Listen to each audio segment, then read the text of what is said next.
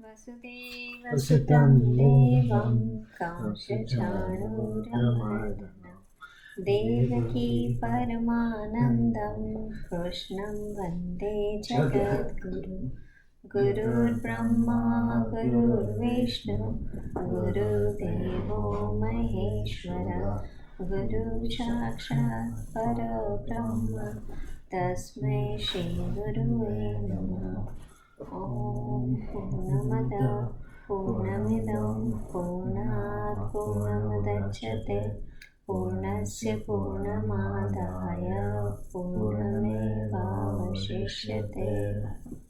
ॐ सहना भवतु सहनौ भुनक्तु सह वीर्यं करवावहै तेजस्विनावधीतमस्तु मा विद्विषावहै। ॐ शान्ति शान्ति शान्तिः। ॐ असतो मा सद्गमय तमसो मा ज्योतिर्गमय मृत्योर्मामृतं गमय। ॐ शान्ति शान्ति शान्तिः। Okay, we're gonna start. Just want to see if there is anybody on there. Okay.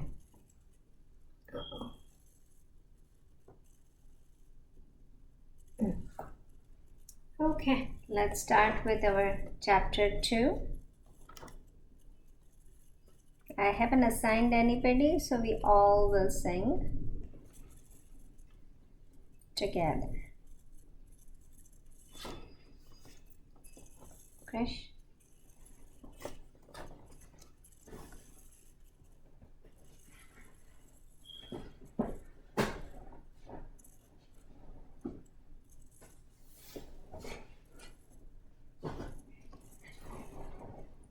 Okay, are you guys ready? Reha and Risha? Yep. Okay. Risha, are you ready, Raja?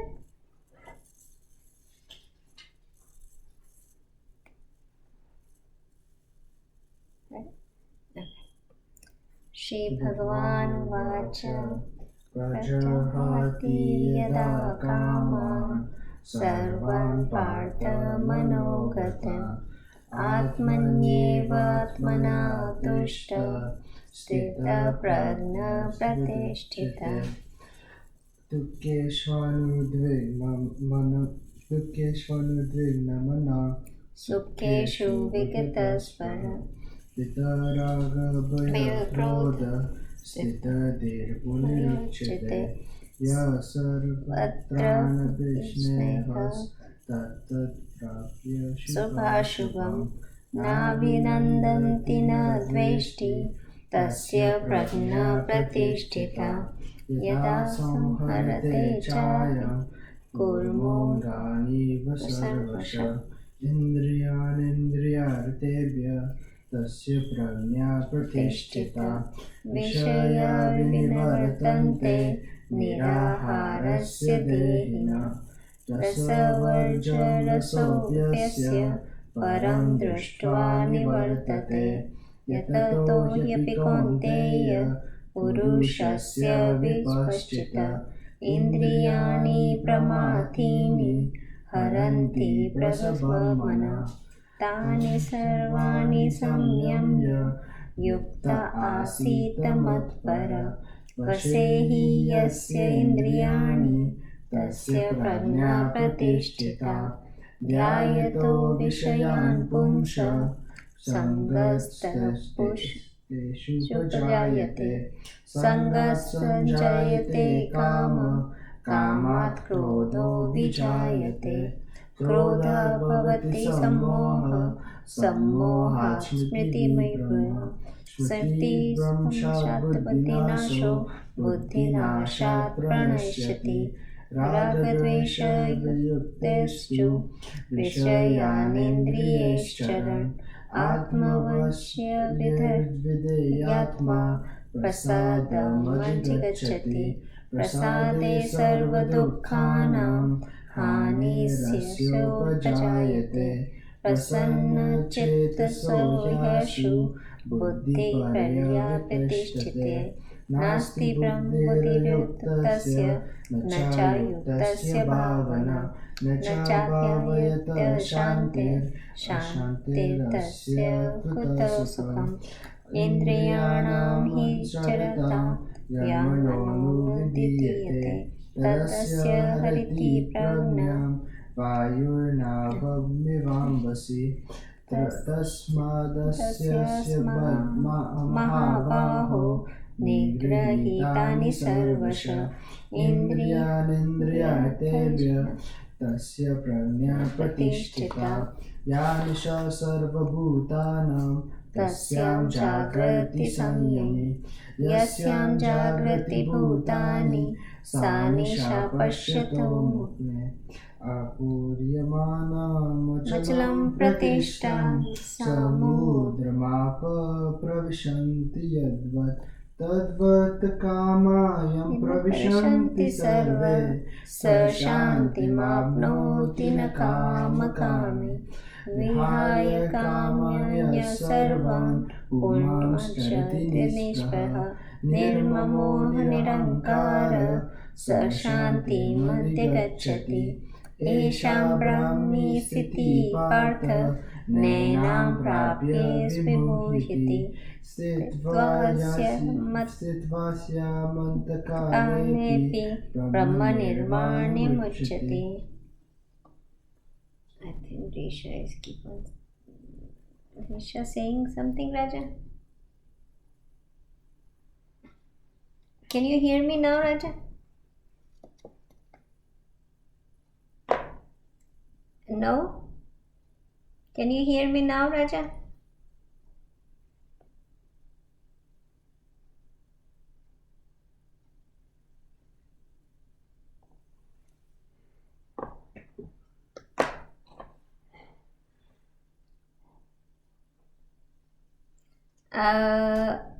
Reha and Alia, you can hear me, right?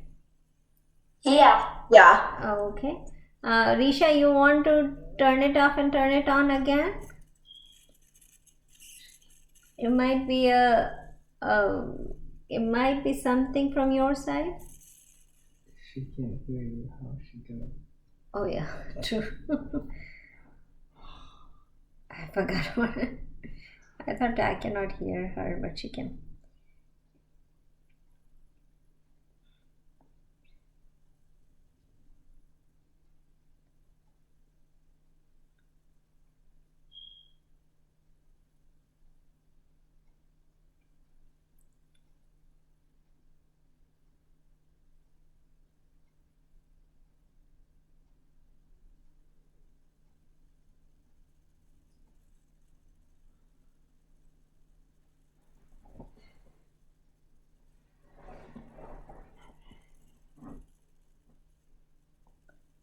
She's turning off and turning on again. What else could have happened? The volume? No, maybe her volume's not on. Maybe she I don't know what she's on. If she's on like an iPad, maybe she connected to her AirPods on accident. Or headphones or something. Check if you're... Or she can check the settings and see where her output volume is going. Make sure it's like speaker or whatever device she's using. Or if she's using headphones, then whatever headphones. Check your iPad volume भी तो होता है कई बार. Yeah. Volume, if it is connected, if it is connected to... क्या बोलते हैं उसको? AirPod? Like AirPods or headphones, right? Or headphones.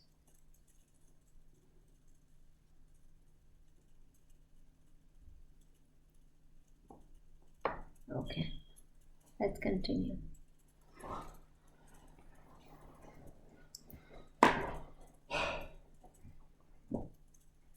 Okay, I will check.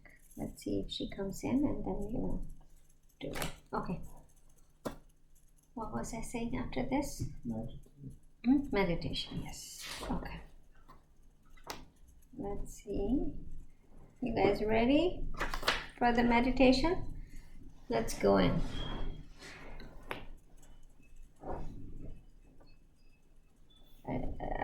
hope she comes in before I start that. Okay, let's go on. Okay, let's do the breathing first, right? So again, and if you guys, I know that some of you guys have cold and cough and you guys cannot, like one nose is totally closed. If that's the case, take a deep breath. What the main goal for us is to do this is bring our concentration to the breathing, right? We are calming ourselves down, right? So if you are having a nose is closed, like Sean was complaining last week that he couldn't breathe. I was saying, if that's the case, if you cannot do this properly, then the main goal is to just look at your breathing. So even if you cannot do it, just bring your whole entire attention to breathing rather than thinking about anything else, right? So that's going to bring all these thoughts that are keep going in our mind. It's going to calm you. It can calm you down. So we can do that. So let's start with it.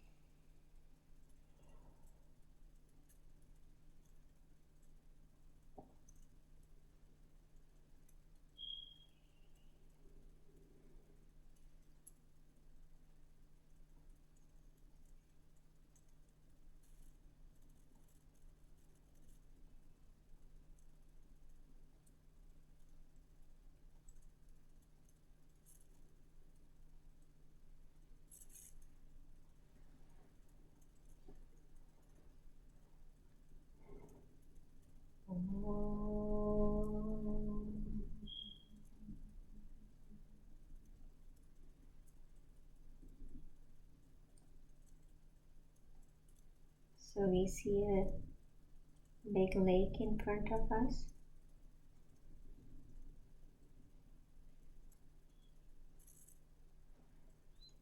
In that lake, there are many ripples coming,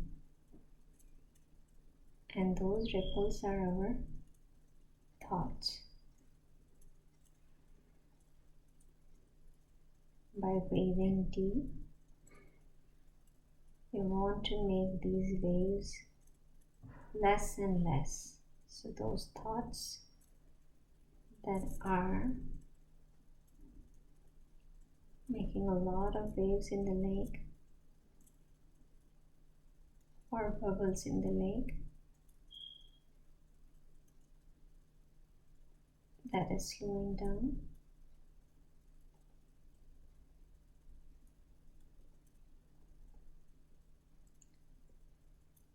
if we want to look at the bottom of the lake,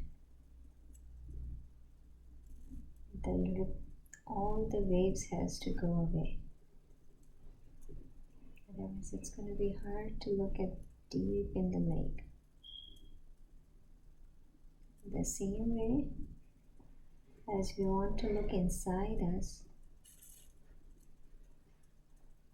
we need to have all these waves like thoughts. We have to calm that down so we can go deep inside ourselves and try to figure out and realize what the real self is.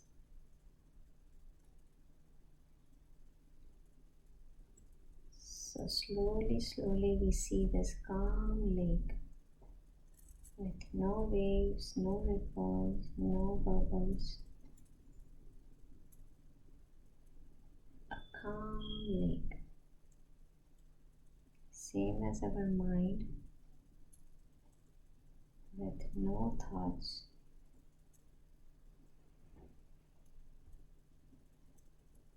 A calm mind.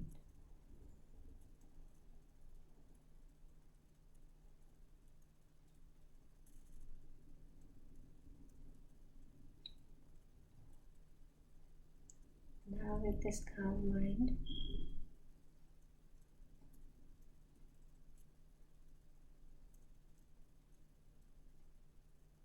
let's try to look deep bottom of the lake.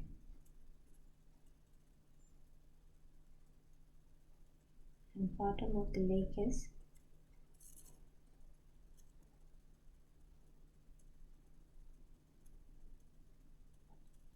us. The consciousness that's the bottom of us. Deep inside us, that's the absolute reality.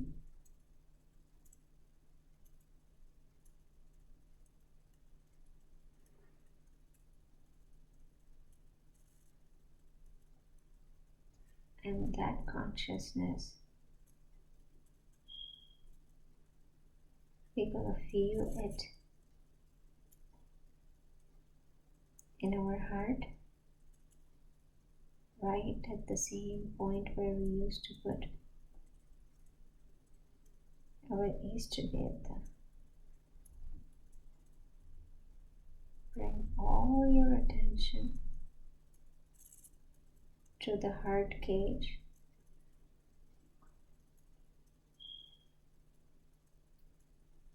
And feel that the entire consciousness is right there.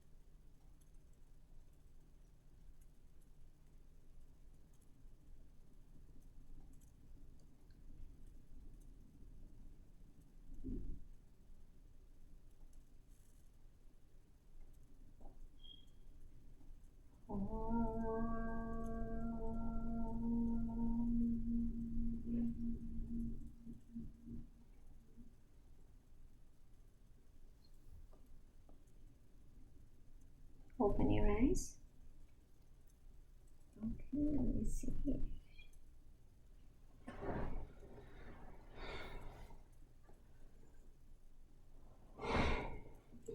Okay. So, we were at chapter 6, slok number 29. We finished 29th, right? And we started 30th, right? Am I right? Okay. I think we started 30th. Awesome. Okay. So 29th. Anybody can tell me what was 29th about? 29th. Anybody can talk about 29th?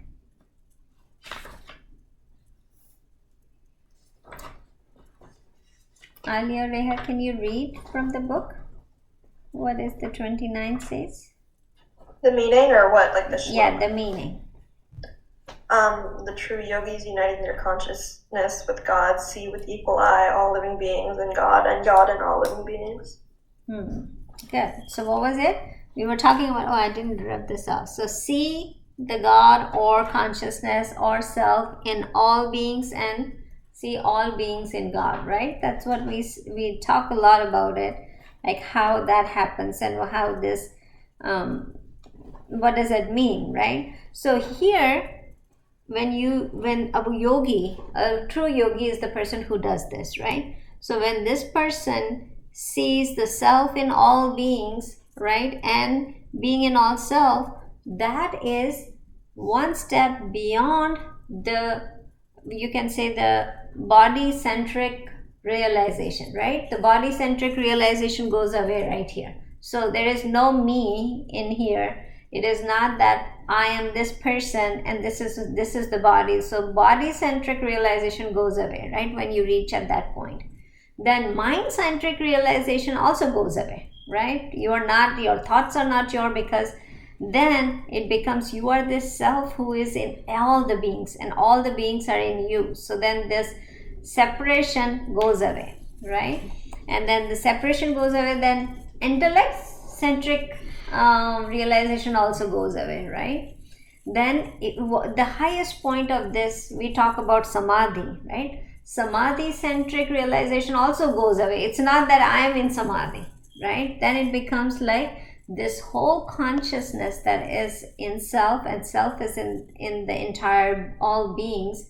That one comes. So what happens? The absolute reality realization centric life comes up, right? So that's the yogi we are talking about, who has this realization of self, which is the reality, that realization comes what you are, right? Here is the thing. So I was telling that the first part is little easier, right? When we see self in all beings, like all beings has consciousness. Let's say if self, we are talking about consciousness, then we talk about that everybody has this consciousness. So we say, okay, fine, that's fine. Yeah, I know that person is talking, alive, having experience. That's what we are thinking. So then it is okay. But then when we talk about all being in self, then it becomes a little different, right? Now all being in self doesn't mean all the fruits are being in the bowl. That's not the case. If we talk about all the fruits being in the bowl, it's not the content and containers relationship. It is where all fruits and bowl and everything is in consciousness. So it's not that the bowl is a consciousness and all beings are in the bowl, right? Not like that. So it is like all beings are consciousness. So bowl itself is consciousness, the fruits are consciousness. That's what we are talking about when we talk about this thing. So remember that it's a little difficult to get to that point, but that's where we want to go, right? So we are looking for that. Okay, so that's what we were talking about in 29th, right? Let's go to the 30th. Let's recite one time the 30th, and then we will go to the meaning again one more time on 30th. Alia Raja, you want to read this one, the 30th one? Yeah, what chapter is it? It's 6, chapter 6. 36? 30th. Oh, okay, yeah. Yom pashyati sarvatra sarvam Let's repeat half, okay? Oh, Yo okay. mam Yom pashyati pashyati sarvatra. sarvatra sarvam kamaye pashyati Sarva cha mayi pashyati. Tasyaham na pranashyami Tasyaham na pranashyami. Sakai me na pranashyati. Sacha me na pranashyati. Very good. Yo mam pashyanti sarvatra sarvam cha mayi pashyati. Tasyaham na pranashyami sacha me na pranashyati. Okay, very beautiful shloka, right? So this is like a meaning of this is, no, let me actually tell you the meaning of each word. Yo means who. Ma means me, mom. Pashyanti means seeing, looking at it. Sarvatra, now you guys know, sarvatra means everything, everywhere. Sarva means all. Cha means and. Mai means in me. Pashyati, again, seeing. Tamyaham, so tasya aham kar dete. Tasya aham means of him and aham means I. Aham means I. Na means no, not. Pranashyami means perished, leave it, lost. Sa, he. Cha, and. Me, of me. Yogi, me, no. Pranashyati, parishyeva, lost, right? So very easy. Every meaning is like this, put it together very easily, right? So it means that he who sees me everywhere, and see all in me. Same thing what he said in slok number 29. So he who sees me everywhere and sees all in me, I am not lost for him, nor is he lost for me, right? So it's a continuation of the same thing what he says before. He says all these who sees this consciousness in this absolute reality everywhere, and who sees everything in that absolute reality, that person, absolute reality for that person is never lost. Now think about it. When I say what's your name, do you have to think about it? What do you say? If I ask you your name, I will say Alia. I will say, what's your name? Alia will say, my name is Alia, right? Does she has to think about it? It comes right away, right? It's available right there and then. Does she has to keep doing, I'm Alia every morning to remember that? Does she has to do, write it down somewhere in the notes? Or does she has to tell somebody that remind me I'm Alia? No, it is always available for her. She knows that her name is Alia and it is always available. Even in when she is sleeping and we wake her up and say, what's your name? She will still remember that, it's my name is Alia, right? They're readily available. So this person who sees this everywhere consciousness and everything is in consciousness, if those two things are matching, then for this person, this absolute reality is as available as right now our name is available to us. what we are is available to us. The same way this consciousness will be available for this person every single moment. They don't have to think about it, right? They don't have to attend these Gita class to talk about that I am the consciousness. They don't have to think about it, oh, what is my real self? They don't have to go through those logics. They know that they are that, right? Like how we know that, oh, right now this is my body, this is me. Like how confident we are in knowing ourselves, the same way they know, these yogis know what they are in the real. Their absolute reality is available for them all the time. Shankaracharya said in this, when he was explaining this shlok, he said that the I am not lost for him means that I don't become paroksha for that. Paroksha means indirect knowledge. Indirect knowledge means that it's not the direct knowledge. You either read it somewhere, you believe in something, that's why you know, or you have a memory of it, you got a mystical experience about something, and then you have that mystical experience, and that on base of that you have that memory of having that. Those all are indirect method of knowing something, right? Some scientist researched on it, that's why I know, I read about it, I read this paper. Those are paroksha vidya, right? Buddhi or paroksha vidya, that ever you got, that got from indirect. But what God is saying here is, this thing is ready aparoksha. Aparoksha means vidya, available all the time, not indirect, directly. So this person, for this person, the knowledge is available directly. Like what? It's not that what we experience, what we are experiencing every single time, right? The person, you don't have to read about that you are experiencing.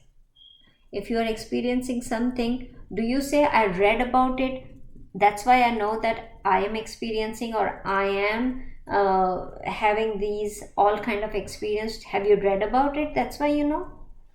No, you are experiencing yourself, right? Have you somebody told you that, oh, it was in my memory before that I had that experience, and that's why I am on base of that memory I am now experiencing? No, right? You have the experience right now. The direct thing, as the direct thing that we have with us is this experience that we are having, right? We don't go in like, oh, we are experiencing because somebody wrote in a paper that we had experienced, or some memory came, oh, on that day I had that experience, and on base of that memory I experience, and that's why I am having all these life experiences. No, right? We are having it right now, and it is directly available that we have an existence, right? That same thing is available for this person all the time. So it is aparoksha, directly available, not paroksha, which is indirectly available, right? Like how the gold is in all the jewelries, right? All the jewelry are in gold. That gold is always available, right? That thing is there, so we know that it is always there, right? Now the person will not say that, hey, where the gold is separate than the jewelry, right? No, the gold is there, and we will say, okay, even if I touch a bracelet, it is gold I'm touching. If I touch the earring, I'm touching the gold, right? The biggest thing that I was talking about, but any place, time that you have in your dream, it's the dreamer's mind, right? It's not that there was a person there, or there was a time there, or there was a experience that was going on, right? At that time, it was all dreamer's mind. The same way, this whole consciousness that is in everywhere, and everything is in consciousness, that part, that knowledge is available to this person anywhere and everywhere, and it is available to them directly.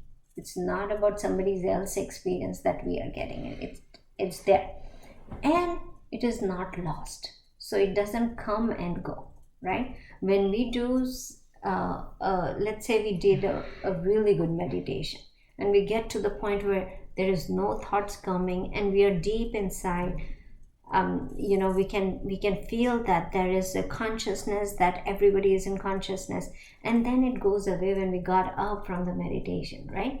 Now it's not available, right? If we go through that, it's not available until we don't get to that point where we start seeing everything in consciousness, and consciousness is the everything. Until that time, it's not available for us 24/7, and it get lost, right?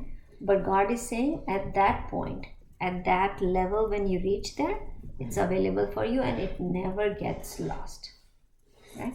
So that's what he was explaining it in this chapter, in this verse. So let's go to slok number 30. What did we do? 31. Let's go to verse number 31. Okay. Areha, you want to read this one, Raja? Sure. Sarvabhuta sthitam yomam Sarvabhuta sthitam yomam bhajatyekatvamashtita Bhajatyekatvamashtita Sarvata vartamanopi Sarvatha vartamanopi Sayogi mai vartate Sayogi mai vartate. Very good. Sarvabhuta sthitam yomam bhajate kvatvamashtita Sarvatha vartamanopi Sayogi mai vartate. Okay. So meaning of it. Sarvabhute Sarvabhuta sthitam. That means abiding in all beings. Right? Sarvabhute. Sarva, everything. Bhute sthita. Sthita means establishing. Bhute means all being. Yo mam. Yo means who. Mam means me. Bhajanti. Bhajanti means worship. Right? Then ekatvam. Ekatvam means in oneness. Astita. Astita means established. Sarvata. Sarvata means in every way. Vartamano. Vartamano means existence. Existing. Api. Api means also. Sa means this. Yogi means the person who does the yoga. Yogi. Mavi. Mai. In me. Vartante. Abides in there. So now what is the meaning of this? It says one who sees all in me. Now always remember, guys, one thing we have to be very clear. When Krishna Bhagavan is not saying this all thing as Krishna Bhagavan body, mind and intellect, not the murti that we see all the time, like that Krishna Bhagavan standing there.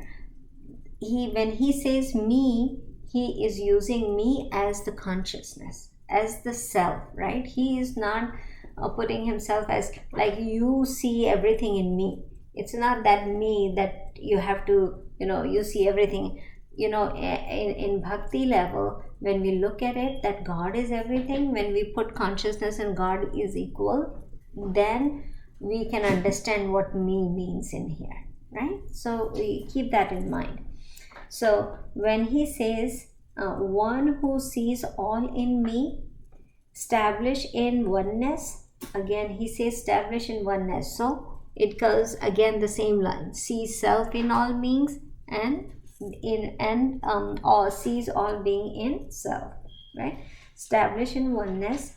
Worship me, abiding in all beings. That yogi dwells in me whatever be his mode of living, right? This is a really nice look where he is talking about that the person, whatever the person is, first of all, you want to understand this. As I was telling you, it's not difficult to understand that there is a consciousness, right? We can understand that very well. We have seen people living, we have experienced people dying, we have experienced how things work, we have experienced the world, so we know that there is a consciousness, there is something that keeps us alive, gives us existence. That is not hard to understand, right? Anybody can understand. There is Atma, everybody knows. Excuse me. The harder part to understand is that one vast consciousness, the oneness part of it. That's hard to understand, and that's hard to contemplate, or that's hard to put it in realization, right? That's the hard part. So this vast consciousness, that is very difficult. So the enlightened person who gets that, so whatever profession he is in, it doesn't matter what stage of life he is in, what status of life he is in, it doesn't matter, right? So if the person is rich, poor, in the hospital, dying in the hospital, or at home, or this person has a lot of knowledge, this person doesn't have any scientific knowledge on anything, does not matter. Does not matter where he is, what he is doing, which stage, which status he is in. He might be so rich and have a lot of money, and still that part, it doesn't matter when he comes to that position where he can say that the self is in consciousness, and all beings are in consciousness. If he comes to that stage, there is nothing. If enlightened come, then there is nothing matters what profession he is in, or what he's doing, or what status is he in, right? So if you look at it, when we talk about when we say that, hey, this person is for us who are not enlightened, right? Who are looking for them, whose goal is that, we look at that person and we talk about them as two ways, right? I talked about this before too. We talk about it as Jivan Mukta, or we talk about Videha Mukti, right? So enlightenment for us are two different kinds. Jivan Mukt means the person who is living but he's enlightened, like the body is there doing all the things, but they are enlightened. They already know they are doing this kind of yoga where they can get to that stage. They are enlightened, but they are enlightened with the body, right now living, and they are having all these experiences, but they are in the body. Now Videha Mukti is the one that is after death somebody gets enlightened. That is Videha Mukti. So the body is dropped, they are enlightened, and then after the death they become enlightened, and they are continuing being enlightened, right? So for us, we differentiate this, right? That, oh, somebody is while living in the body enlightened, and without the body enlightened, right? But for enlightened person, look at that, how they think. They think that why do you stick to the body again, right? Why are you stick to the body again?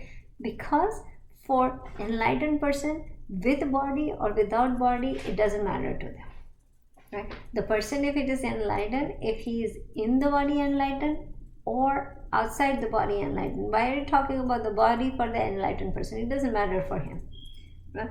It matters for us, but for an enlightened person, it doesn't matter. So whichever stage they are in, if they are enlightened with body or without body, so enlightened person doesn't matter. Their status doesn't matter. But for us who are non-enlightened, it matters for us, right? That, whether it is with body or without body. I'm talking about very different level on this one, so hang in with me in this one. So when we talk about it, for them, these kind of yogi, the body is not the limit. For us, We are so focused on the body right now. We are so conditioned that we are this body that we cannot think beyond that. But these guys think beyond that. It doesn't matter. They are at the limit, at the level where there is body or not. It doesn't matter to them, right? In the poem from Swami Vivekanand, the song of Sannyasini, he said that heed then no more how body lives or goes. Its task is done. Let karma floats it down. Let one put garland on, another kick. This frame, say not, no praise or blame can be. Where praiser and praised and blamer and blamed are one. Thus be thou calm, sannyasi bold, Om Tat Sat. So in this also he said that body lives or goes. At that point, for an enlightened person, it doesn't matter, right? What it is, the task is done. So the task is done, it doesn't matter. Now he says that let the karma float. So the enlightened person with body, what happens is they don't give up. The body is still there, but they keep living. They are breathing, they are eating, they are doing everything. The karma is still floating for them. So until the prarabdha karma doesn't end, what happens? The body doesn't go away. Right? So let the karma floats. So for those people, karma will float. And then let one put the garland on, another kick. Right? For them, these enlightened people, it doesn't matter. They shake off the body like this. They are shaking up the sand from their clothes. That's how they shake the body off. Right? So you look at that it doesn't matter what you are doing. When you reach to that point, nothing matters. Right? So that's what that was Krishna Bhagavan is trying to explain in this shloka. Okay, let's take the verse 32. Okay, Krish, you want to take that one?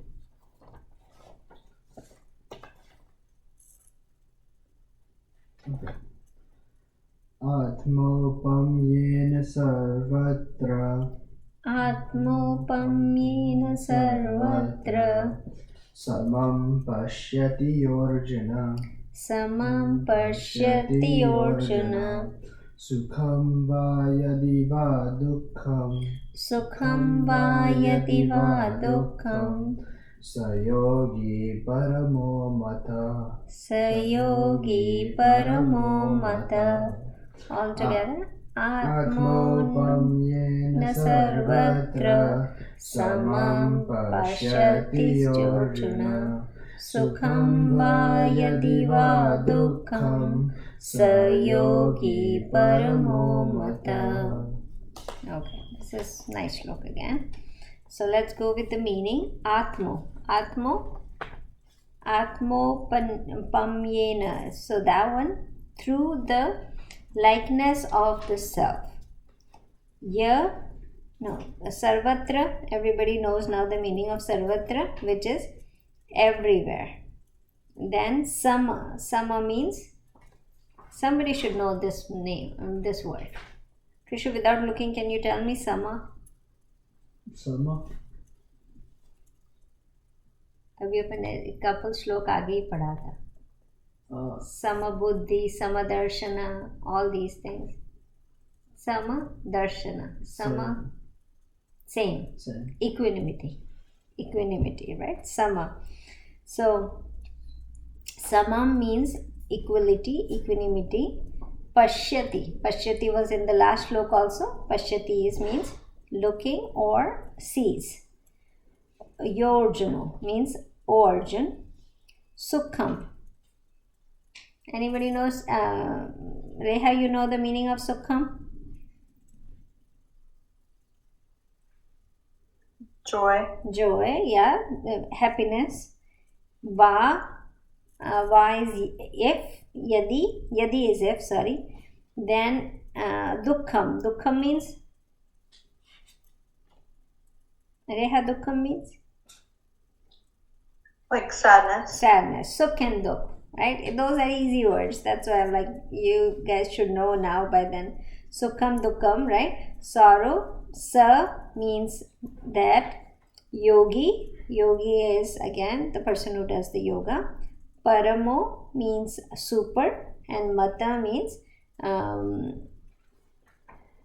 that is considered. So the yogi is considered supreme. Who does that? Now by this whole meaning you could understand, right? What words came in?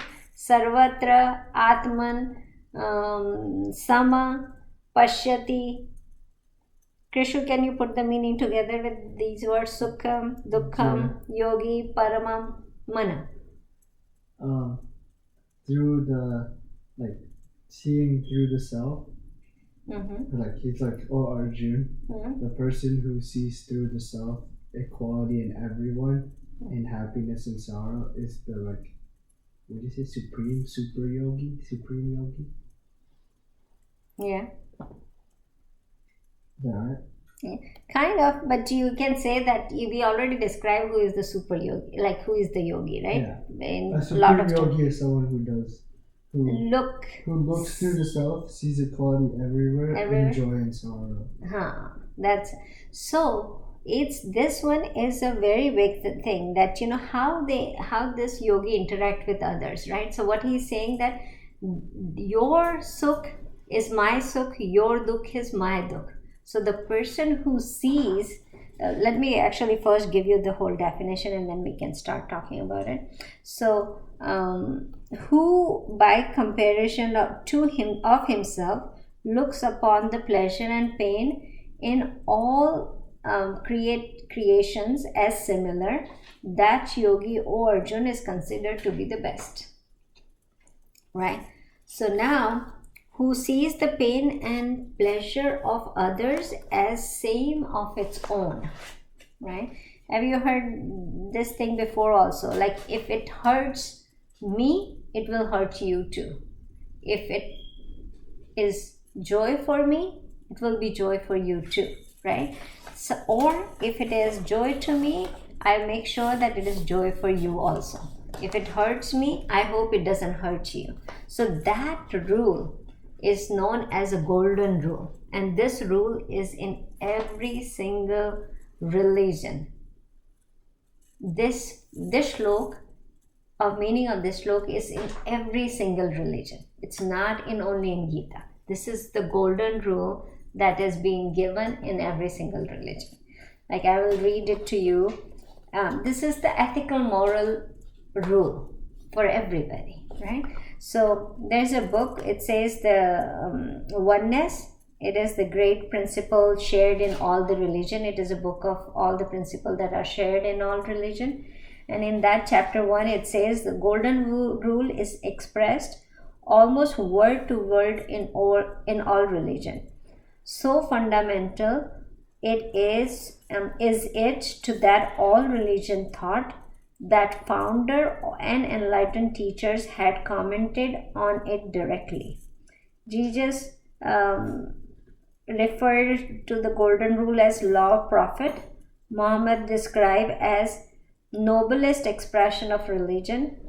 Rabbi state the golden rule is the whole of the Torah, the remainder of contemporary.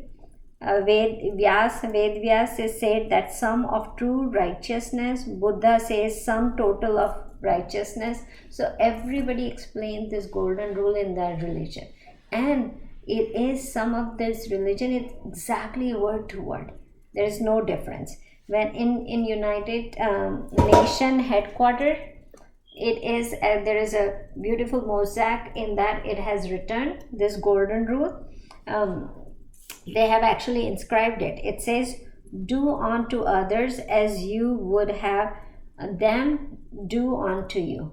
So this one is actually written. So this slok, which it says that you do the similar things to you, what makes joy to you, what makes sorrow to you, you look at it, you look similarly for others.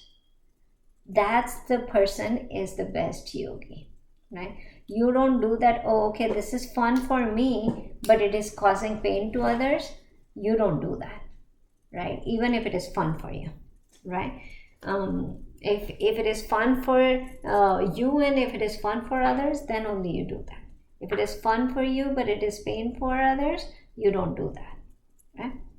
So that's most important thing that is given in. Again, we are not. It's very important because it's very basic moral value or ethical value for all human beings. Right? If you look at it, that if you go layer to layer, so it is explained this way, you do it, but our question is why we do it, why we should take care of others as we can take care of ourselves, why we do that, who gave the reason, is there a reason behind it, why this golden rule came? Vedanta gave the answer to it. Why? Because of this, because we see self in all beings and we see all being in self, because the person that's next to me is the same consciousness this person has it, so I should behave the same thing as I behave to myself, I should behave to this person too. I should take care of myself, then I should take care of this person too. So Vedanta gave the answers for that, right? Why is this golden rule given? So that's what oneness is explained in Vedanta actually gives the reasoning of why we should take care of others. Right? If you go for the outer layer to inner layer, let's say we are all human beings, right? So that's the outer layer. But when we go step down, we talk about it. The step down, we are made up of same matter, right? We have those 5 tattva in us. Everybody, the whole universe is made up of those 5 tattva. Okay, can I get those 5 tattva name? Krish? 5 tattva name? What are the 5 matters that we are made up of? Like whole universe is made up of. 5 matters? I can give you a couple so you can say that. Sure. Earth. Oh, Artha? Kama? No, not that. Artha Kama. Earth means... the earth, the wind, fire, fire, water. I already said air, right? Air, earth, fire, water. Akash. What is Akash? Ether, like space. Okay, yeah. Space. So those 5, everybody is made up of that same 5 matter, right? Nobody is different. So human, then everybody is made up of the same matter. And then if you go more deeper, what is it? It's consciousness, everything. Everything is consciousness. So then the oneness comes, right? When oneness comes means the person who is next to me is one with me. And I don't have to behave differently. If it hurts me, it hurts him too. So that's where we have to think about it. Now after saying all these things, Arjun came to the point, says, he is very practical guy like us, right? We are doing meditation for so long. We cannot get through it, right? It's hard to get through it. So Arjun is very practical. So he's saying, whatever you are saying, I believe it. It's true. But it's very hard to get through it, right? So next shlok, when we start tomorrow, next week, we will start with Arjun question now. Like, hey, you told me it's all good, but I cannot do it. Let's talk about it. So he's going to ask the question next and we will start from next week. Okay, let's close it. Vasudeva Vasutam Devam Kamsachanurabardhanam Devaki Paramanandam Krishnam Vande Jagadguru Gurur Brahma Gurur Vishnu Guru Deva Maheshwara Guru Sakshat Parabrahma Tasmai Shri Guruve Krishna Arpanamastu. Okay, thank you, Reha. Thank Take you. care. Bye, Raja. You too. Bye.